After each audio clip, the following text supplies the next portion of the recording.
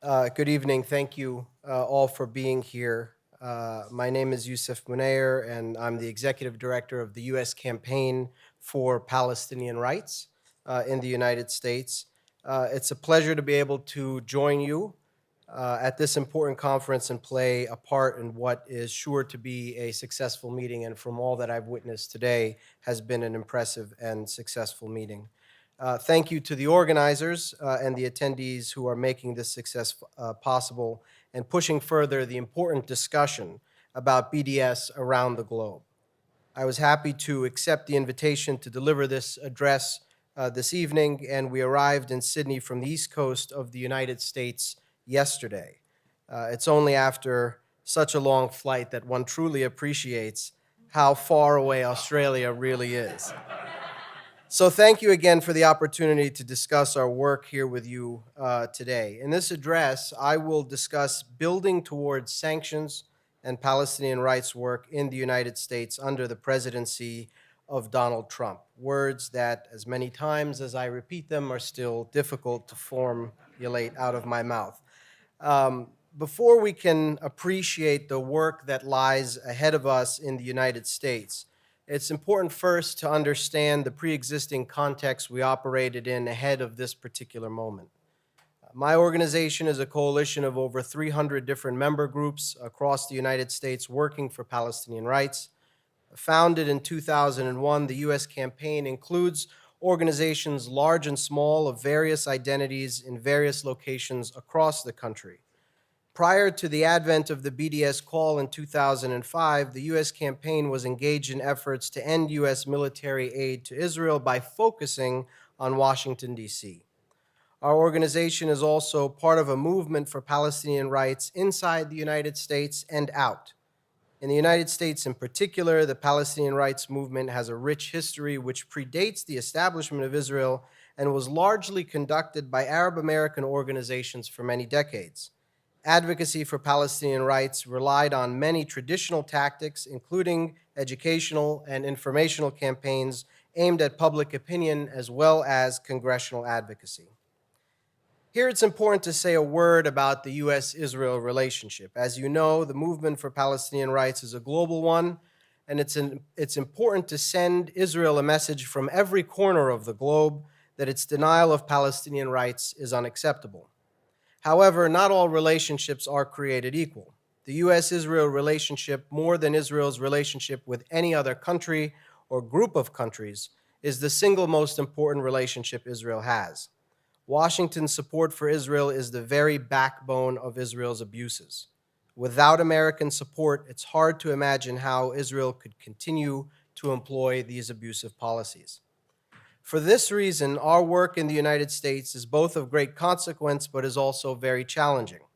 Just as we know the importance of the U.S.-Israel relationship, so too do Israel's supporters and allies who are working hard to maintain the status of this relationship. Pro-Israel interest groups have invested heavily in developing and maintaining relationships between Washington and Tel Aviv for decades. Thus, the traditional channels of advocacy, particularly as it relates to policy change, are extremely difficult for us to navigate. I cannot tell you the number of times members of Congress or their staff have privately and sometimes even publicly told Palestinian rights advocates, myself included, that I agree with you, but if I did anything on this, it would cost me dearly. The extent to which a Zionist consensus exists on Capitol Hill would make you think that it's not a hill in Washington, D.C., but rather an Israeli colonized hilltop in the West Bank. No matter how many letters were written to Congress, how many phone calls were made by constituents to members' offices, the efforts came up empty. This, of course, had a very discouraging and demoralizing effect on advocates engaged in Palestinian rights advocacy. So it was in this context that the BDS call arrived onto the scene. While the idea of divestment certainly existed before 2005, and indeed divestment campaigns were being organized, and there was even some that were won on campuses prior to the 2005 call, the call 12 years ago formalized the use of these tactics in a Palestinian-led framework for the first time. It's no exaggeration to say that the embrace of these tactics by Palestinian rights activists in the United States had a revolutionary impact on the movement. The call gave activists new ways to organize, new spaces to organize in, new targets to aim for, and most importantly, an opportunity to win. Perhaps it was too difficult at the moment to get the US government to address its complicity in Israel's abuses. But what about the complicity of various levels of society below the government level? There is individual, community, organizational, institutional, and local government complicity that could be addressed by campaigns with specific targets. These campaigns could operate in an arena with far less competition than in the halls of Congress, making them eminently more winnable. This quickly translated to optimism, engagement, buy-in, commitment, and the desire to do more campaign-related work. Suddenly, an effort that had become debilitating and discouraging became dynamic, energizing, and empowering instead. In the United States, BDS campaigns have seen numerous successes in the past 12 years. On our website, you can view a list of all the victories that have been amassed over this time. Two things immediately jump out when looking at this list. First, the sheer diversity of the victories is impressive. Corporate divestment victories, church divestment victories, cultural boycott, university boycott, professional association victories, and the list goes on. Second, the accelerated pace of these victories in recent years the accelerated pace of victories over time. In the early years after the call, victories were less prevalent, but in recent years, they have been increasingly frequent as the use of these tactics grow. Our organization used to spend more time helping groups start campaigns, but now we have to do very little of that. Self-starting campaigns take off across the country, sometimes thanks to pre-existing resources, but often it's also out of the initiative of local organizers. Now, much more of our time is spent coordinating and providing support for campaigns that are up and running on their own. I want to talk a little bit about the political space that opened during the Obama era. And now that we have discussed the context as it relates to the growth of the movement, it's also important to understand the political context in the United States just ahead of the election and the space that it afforded for Palestinian rights work. During the Obama era, despite his stalwart support for Israel on par with or beyond any of his predecessors, we witnessed an unprecedented shift in public opinion on Israel in the United States that followed largely partisan lines. This is significant because in American politics, and I have to say, when I was listening to an earlier panel and there was a discussion about Australian public opinion as it relates to sympathy towards Israel and Palestine, you guys have it much easier here than we have in the United States. The numbers in the United States are far, far more depressing when it comes to sympathy for Israelis versus Palestinians.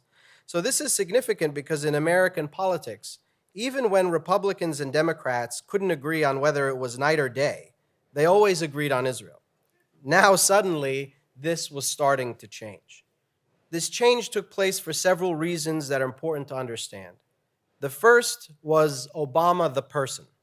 Barack Hussein Obama was elected the first black president of the United States. But to many in Israel, they could not get past his middle name, or the fact that his father was Muslim, or that he spent time in Indonesia growing up, or that he had a dinner conversation once with Edward Said and was acquainted with Rashid Khalidi. Obama was always viewed with suspicion, and in the highest levels of the Israeli government, it was believed that Obama sympathized with the Palestinian narrative more than the Israeli narrative. The second factor was Benjamin Netanyahu. Netanyahu's premiership in Israel essentially overlapped with Obama's presidency for all but a few months. Each government Netanyahu formed was a right-wing government strongly supportive of settlement expansion, which caused friction with Obama's Washington as they hoped to advance peace negotiations, or at least pretended to. This tension was evident from the outset of the relationship between the two leaders, and Netanyahu's way of dealing with this was always to change the subject away from peace negotiations or settlements and the question of Palestinian rights to Iran, Iran, Iran, and did I mention Iran? This brings us to the third factor, the Iran deal.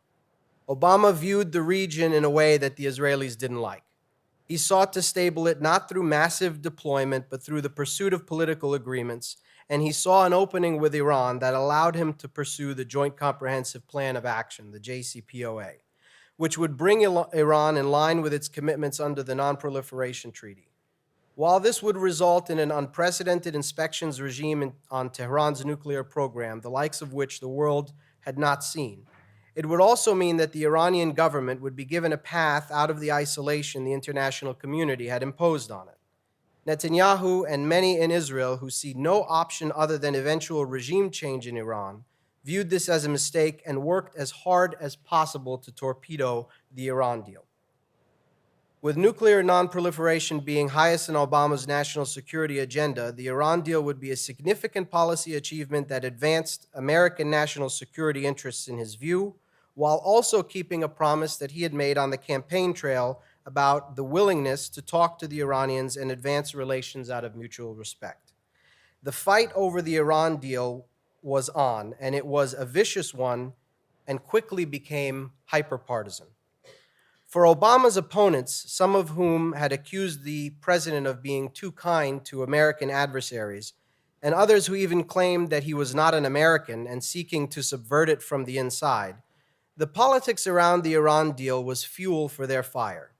Many of Obama's supporters, though, not only agreed with the Iran deal for its national security objectives, but they also grew angry at allegations of traitorism against their president, which they saw often as racially coded language. The fight put Israel, Republican, Islamophobes, and racists of various stripes on one side, and the president, Democrats, and other multiculturalists on the other. It came to a climax when the Israeli Prime Minister, Netanyahu, secured an invitation to speak before a joint session of Congress through the Republican Speaker of the House, circumventing the White House, purely for the purpose of lobbying against the president's agenda. This meant that the Republican Speaker of the House was cooperating with a foreign leader in an effort to derail the signature foreign policy objective of the American president. As a result, a stunning 60 members of Congress, senators and Congress representatives alike, almost all Democrats, chose to skip the speech of Benjamin Netanyahu, and instead they held a press conference explaining why they did so. Many of them were members of the Congressional Black Caucus. The speech of an Israeli prime minister before the American Congress is a sickening display, which has become known for featuring more standing ovations than the annual State of the Union address delivered by the American president himself. So for 60 members of Congress to skip out on this high-profile address was a stunning rebuke for Netanyahu and a sign of the times. So this brings us to the fourth factor, an important one during the Obama era, and perhaps even more important during the Trump era, and that is what President Obama represented. Barack Hussein Obama represented a changing America, a majority-minority country which was headed in the direction of more people of color assuming decision-making roles. Obama represented a certain ethos that would be at the center of the political battle boiling in the next election.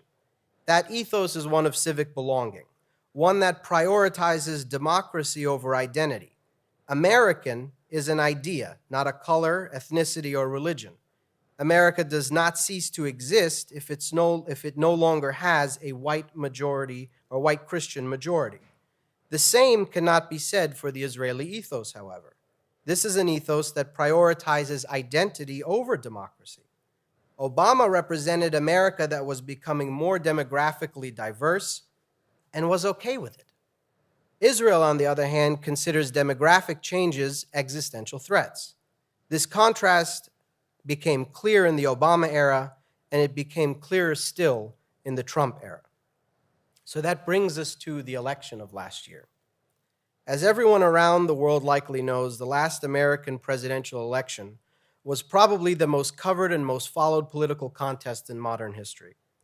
It was a campaign unlike any other we had seen in American history, pitting the most insider of insiders in Hillary Clinton against the most unorthodox of outsiders, Donald J. Trump. Neither of them was particularly good on Palestine or a friend of BDS. Hillary Clinton had made a commitment on the campaign trail to combat the BDS movement, in large part as a response to her largest donor, Haim Saban, who has made fighting BDS a priority. Donald Trump's pro-Israel bona fides were laid out at the annual AIPAC conference and in many statements before and after as well. We prepared for a Clinton presidency. Why? Because every poll and almost every analyst had her winning comfortably. And because, frankly, how on earth could anyone prepare for a Trump presidency even if you thought he could win? Everyone knew that Clinton was a vulnerable candidate. She entered into the contest as the only nominee in Democratic Party history to have an unfavorable rating above 50%. But she was running against an opponent, however, who had an unfavorable rating close to 60%. While Trump may have been the only candidate Clinton could beat, the inverse was also likely true. How convinced were we that Clinton was going to win? We had an email written to our supporters and loaded up to blast out to tens of thousands of people saying something to the effect of, "Now that Clinton has won, what's next for BDS?" One of the challenges that we expected to arise that would impact our work should Clinton win would be the rollback of the partisan divide on Israel. We imagined that Clinton, who had committed to inviting Netanyahu to the White House in her first 100 days, would reset relations with Israel and make clear that there is no partisan divide. With Hussein Obama, as Netanyahu's Likud referred to him in campaign ads, out of the way, business as usual in the U.S.-Israel relationship could return. But of course, Clinton did not win, and we got Trump instead. We ended up writing a different email. While we were not expecting Trump, we were forced to begin thinking about how our work would change under a Trump presidency. Our initial thinking was heavily influenced by the sheer shock of what took place. Not only was the outcome a surprise, but what this outcome would mean could be devastating. Aside from some of the pernicious policies Trump supported towards immigrants, refugees, and the outside world in general, he rode to power on a wave of nativist, xenophobic, white nationalism that could continue to be empowered after his victory. Trump had won despite making attacking the press a cornerstone of his campaigning, and he was surrounded by some key advisors who had a, quote, clash of civilizations mindset that advocated for eternal war with Islam. Some think tanks friendly to Trump had made combating BDS a priority, including through attacking Muslim American organizations that practice BDS, like American Muslims for Palestine, one of our coalition member groups, who has in recent months come under the crosshairs of legal targeting. And while he continued to attack minorities, he also continued to embrace Israel, and in particular, Benjamin Netanyahu. Take, for example, Trump's behavior this past December when he was president-elect and the United Nations Security Council was voting on a resolution to condemn settlements that Obama ultimately permitted to pass by withholding his veto. Netanyahu worked to stop the resolution, and when the White House refused to commit to veto it, Netanyahu called Trump. Trump then called Egypt's President Sisi, whose ambassador had introduced the resolution, and Egypt promptly withdrew it. However, 4 other countries, including New Zealand, shout out to the New Zealanders in the room, were prepared to move ahead with it, and ultimately the vote took place with a U.S. abstention. Trump, as he always does, let his thoughts be known to the world via Twitter, slamming the Obama administration for throwing Israel under the bus and promising things will be different after January 20th, Inauguration Day. He had also promised to move the U.S. Embassy to Jerusalem during this time. Netanyahu promptly thanked him for his support on Twitter and looked forward to the new relationship. Soon, these two tweeting lovebirds would continue to exchange public messages of support. When President Trump wanted to make clear he would pursue an even bigger wall to prevent immigrants from coming from the United States from Mexico, Netanyahu tweeted that Israel built a wall and walls work. Trump would soon cite him in a TV interview. Shortly after inauguration, it was announced that Netanyahu would be the first foreign leader to officially visit the White House after Prime Minister Theresa May of the United Kingdom. Netanyahu's trip was planned for February 15th, the day after Valentine's Day. The Love Fest provided a golden opportunity for us. Trump was a remarkably unpopular figure in the United States and only becoming more despised, particularly among Democrats, including those who did not yet support Palestinian rights or BDS. Being in opposition to Trump is where all the energy, power, and dynamism was, and being able to brand Israel and Benjamin Netanyahu as Trump allies was critical for advancing our cause in progressive and liberal circles in the United States. These two leaders were largely doing the work for us, but we took pleasure in launching what we called the Bad Romance campaign, which was timed around Netanyahu's Valentine's Day visit to the White House. This petition and video campaign shed light on the common agenda between Netanyahu and Trump, as well as the chummy support they showed for each other in curtailing the rights of darker-skinned people under their rule. Additionally, the Trump-Netanyahu love affair sent shock through much of the American Jewish community, which votes overwhelmingly liberal, or Democrat in the United States, as it may be. Trump's campaign brought out all sorts of white nationalists, leading to a spike in both Islamophobic and anti-Semitic incidents. Yet at the press conference between both leaders, the leader of the, quote, state of the Jewish people provided backing when Trump faced a question about his campaign's role in fueling anti-Semitism. This showed what many of us had known for a long time, that Zionism had a tolerance for anti-Semitism, which acted often as its raison d'etre. This attitude was once again on display in recent weeks when Netanyahu's government retracted a statement condemning an anti-Semitic ad targeting George Soros, an Israel critic and philanthropist in Hungary. This ideology that Trump rode into power favored a Herrenvolk nationalism. It holds that a country is for a people, not for many peoples. Zionism fits this worldview very well. Exposing this to those in liberal and progressive circles in the United States who have not yet taken a stand on Palestinian rights will be one of our key tasks in the Trump era. While we have had successes over the past 12 years in many B and D campaigns, boycott and divestment campaigns, there is much work yet to do towards getting to the S, the sanctions. U.S. government-level sanctions on Israel would be a game changer, and we should not shy away or be intimidated by this objective.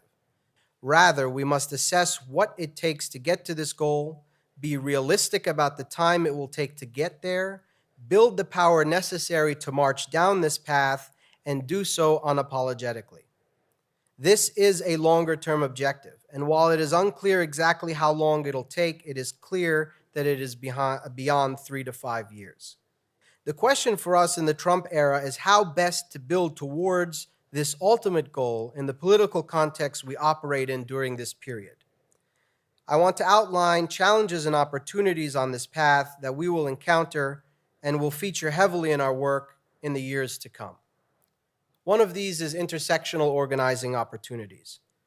Something very important happened in the summer of 2014. As you all know, that summer Israel bombarded Gaza for 55 hellish days, killing well over 2,000 Palestinians, most of whom, as always, were civilians. The war on Gaza received massive coverage in the United States, albeit primarily filtered through a pro-Israel lens, and was the lead story on almost every day of the summer in every newscast. But what may be less known outside the United States is in the second week of August, just as the war in Gaza was beginning to wind down, attention in the United States turned to the story of Michael Brown, an 18-year-old African-American from Ferguson, Missouri, just outside of St. Louis. The unarmed Brown was shot to death by a white police officer and allegedly had his hands up at the time of the shooting.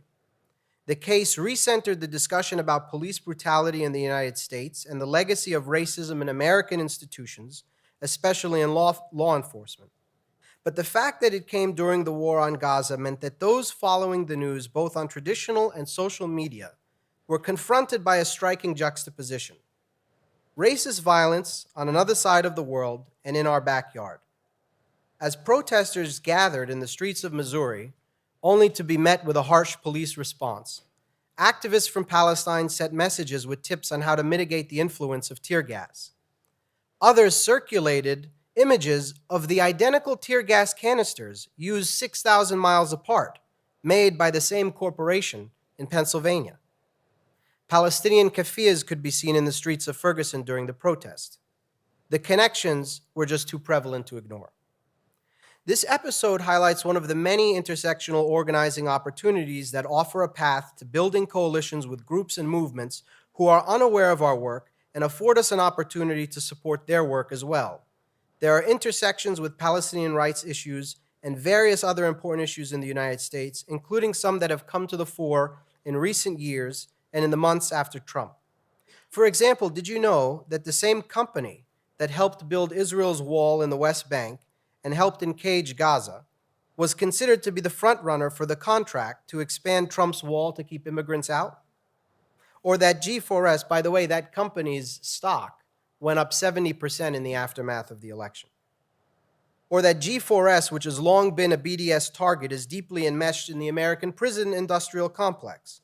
Long before Donald Trump banned refugees, Israel had its own refugee ban, preventing many of my family members, for example, from returning to their homeland. As communities of color came into the crosshairs of state policy and rhetoric, the opportunities to create alliances and insert the issue of Palestinian rights firmly into the fold of progressive and liberal priorities continues to grow as well. A challenge that we will confront moving forward is the question of which targets we can engage in campaigns. Target selection is based on important criteria.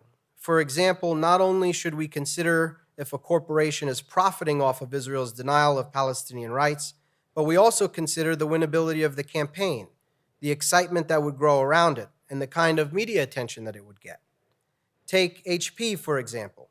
It is a massive, well-known multinational corporation. This means designing campaigns against it is easier, and it will be more susceptible to public pressure. But not every corporate entity profiting off of the situation is like HP. In fact, most are not HPs or Motorola's or G4S, but much smaller corporations, some which don't necessarily lend themselves to corporate divestment campaigns which are easily identifiable for consumers. These high-profile targets are important because they allow for viable campaigns which lead to engagement and education, but they also bring attention to boycott efforts when it's covered by the media. But what happens when the high-profile targets begin to run out? Many corporations are becoming savvier about making their ties with Israel known, and many others have already taken steps to pull out. So what comes next? This is a challenge we're going to have to confront.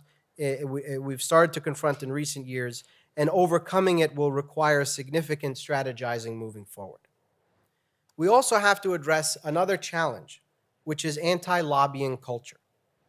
An unfortunate byproduct of the success of BDS tactics is that it has directed grassroots energy away from focused engagement with policymakers in the federal government. As activists get used to working on divestment campaigns targeting either a corporation or aiming for a resolution in an institution like a church or a university, they're honing their skills organizing for those campaigns while not developing lobbying skills needed for effective government engagement. As I noted earlier, BDS tactics provided something as a refuge for activists who were tired of getting nowhere with Congress. But here's the hard truth. There is no way to sanctions without going through Congress. This means at some point, that engagement needs to happen, and the sooner it starts, the better. This is not to say that there's no engagement with lawmakers. There is, but there can be much more, and there will have to be much more for us to achieve these goals we want to see. And the anti-lobbying culture that has arisen as a byproduct of focused B&D work makes this difficult. Addressing this culture and correcting it will be a big task for us in the United States in the years ahead. Another challenge is lawfare. We've been confronting this challenge in the United States in recent years, and increasingly today, lawfare efforts aimed at repressing the Palestinian rights movement by attempting to criminalize BDS tactics is materializing across the country. We've seen multiple pieces of legislation in state legislatures across the United States aimed at this purpose over the last 2 years, and we've organized local coalitions to fight them with success in some areas, but not all. As a group of organizations with a relatively small capacity in comparison to what we're up against, we must be careful not to get bogged down in fighting anti-BDS legislation to the point where it is all-consuming. Tying us up playing defense so that we are incapable of playing offense and burning out our resources is precisely what our adversaries would like to see. At the same time, we cannot ignore such legislation.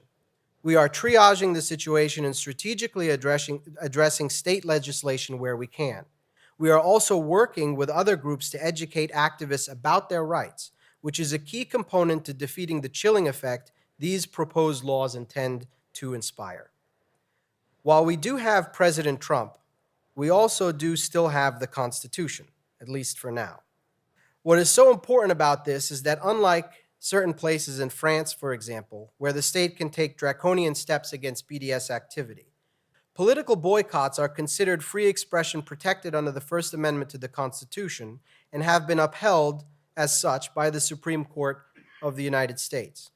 For this reason, anti-BDS laws in the United States can only go so far before crossing a constitutional line that would open them to legal challenge in the courts. We have noticed that anti-BDS law drafters have attempted to tiptoe up to this line in some places, but elsewhere they've crossed it. Legal challenges will surely be coming in the future. Just before leaving Washington, D.C. to join you all here, we were engaged in an important battle against a piece of federal legislation called the Israel Anti-Boycott Act, which, as written, could lead to civil and even criminal penalties for BDS-type activity with up to $1 million fine and 20 years in prison. For reference, most rapists do not get 20 years in prison. We have succeeded in enlisting the American Civil Liberties Union into this fight alongside us to defeat this legislation. This is important for several reasons. First, while we have been screaming at the top of our lungs, figuratively speaking, of course, about the unconstitutional nature of these bills, few took notice until the ACLU weighed in. Second, the ACLU is a very well-respected organization, particularly in mainstream liberal circles. And the fact that they have taken up this cause sends an important political message. Third, since the inauguration of President Trump and his attempts at instituting various rights-infringing policies, the ACLU has been the key institutional leader in opposition to these policies, like the Muslim ban, for example. In the few days since the ACLU weighed in, senators have come under significant pressure to end their sponsorship of this legislation, and many have already expressed a willingness to amend it. It's not clear if this legislation would have come up for a vote. However, the legislation provided for an opportunity to expose the repressive lawfare effort to a much wider audience. Now, more people are becoming aware that Israel and its allies are actually trying to silence criticism of Israeli policy overseas. This very authoritarian tactic cuts against the ostensibly democratic ally Israel claims to be when it otherwise engages American audiences. Continuing to expose this repressive effort in partnership with institutions that have been leaders in protecting free expression will be an important feature of our work moving forward. Last, it's important that we continue to build support in Congress. We must build support in Congress for standing up for Palestinian rights. In recent years, we've seen important gains in this area, even though the energy of the movement has been more campaign-focused and not focused on engaging government. Last year, for example, 19 members of Congress signed on to a letter led by Representative Betty McCollum to the Secretary of State demanding steps be taken to protect Palestinian children whose rights are abused by Israeli policies. The letter even called for holding Israeli military units accountable under the Leahy Law, a provision which could deny aid or training to those units. This may seem unremarkable, but consider that 10 years ago it was difficult to even get 5 members of Congress to sign a letter urging for continued support for humanitarian aid to Gaza through UNRWA. Now we have 19 willing to sign for conditioning aid.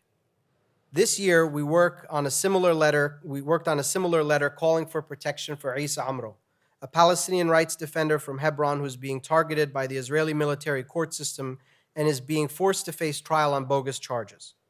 We were hoping we could get 25 names on a letter calling on the Secretary of State to advocate on his behalf, and noting the Israeli military courts were akin to kangaroo courts with a 99% conviction rate. The advocacy campaign resulted in 34 members of Congress signing the letter. These numbers will continue to go up, and it is one of our main responsibilities to grow them. Unprecedented numbers of members are taking steps to defy the intimidation of pro-Israel lobby groups. As their numbers grow, more members feel safe in joining in. We must work to build a core, first among progressive Democrats, and then into the mainstream of American politics that supports Palestinian rights. It is a long battle ahead, but it is the right battle, and I'm honored to play a role in it alongside so many around the world who want to see freedom, justice, and equality in Palestine. Thank you.